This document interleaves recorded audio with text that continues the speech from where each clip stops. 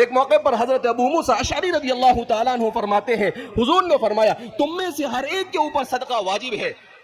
तो एक सहाबी खड़े हुए और कहने लगे, ए अल्लाह के रसूल सल्लल्लाहु अलैहि वसल्लम, हम में बहुत सारे लोग ऐसे हैं कि उनके पास कुछ नहीं होता है, वो खर्च नहीं कर सकते हैं। तो आपने कहा कि हलाल तरीके से कमाओ, अपने ऊपर भी खर्च करो और जो कुछ बच जाए इंसानों के ऊपर और अपने दूसरे जरूरतमंदों के ऊपर खर्च करो।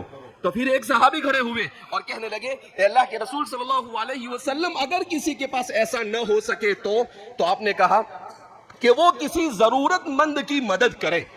जिस इंसानी मुआशरे में जिसको भी जरूरतमंद महसूस करे कि कोई आदमी जा रहा है, वो चल नहीं सकता है, आप उसको सहारा दे दे, कहा यह भी सदका है, इससे भी उसको सवाब मिलेगा।